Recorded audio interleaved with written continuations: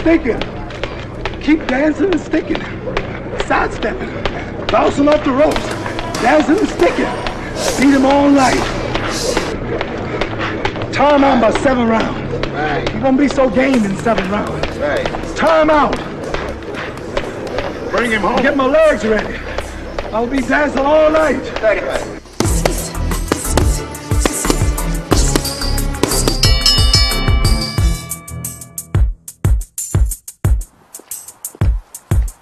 I went with a friend.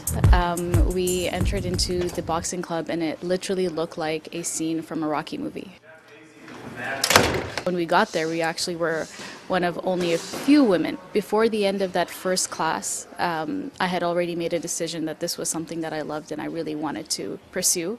I was just always intrigued by Muhammad Ali as well. By the sport, the culture of boxing, the resilience, the determination, the courage that you have to have when you get into the ring.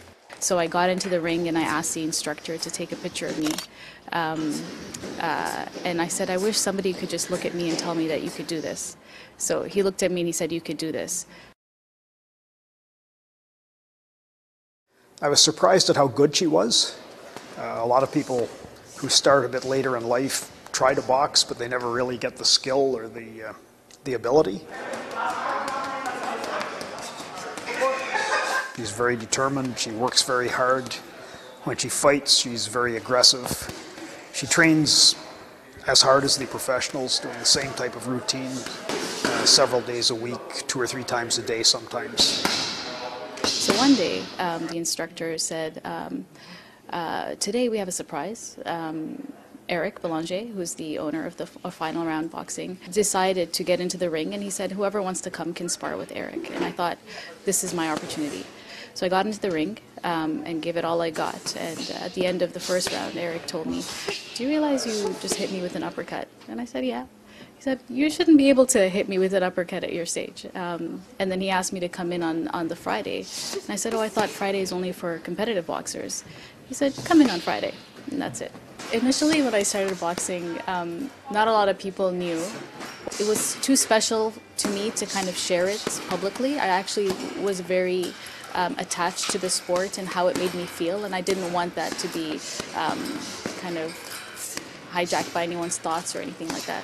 So eventually, when the community found out, my friends were extremely supportive.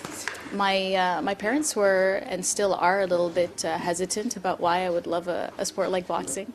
I think that's common for many women in boxing. It's regardless of whether they're Muslim or not. It's just still unfortunately considered a male-dominated sport.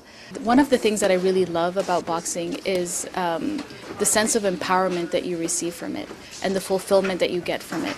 So when I'm actually in a fight, I'm thinking of how much I need to protect myself and how worthy I am of being protected. It's almost as if you're like a mother who wants to protect her child. And that self-love is something that is beautiful to be able to get from a sport, but honestly the satisfaction at the end of a fight is worth it. Regardless of the outcome, that's what it's about. When I get a call from one of my coaches to tell me that there's a fight, I always ask myself, what are you doing?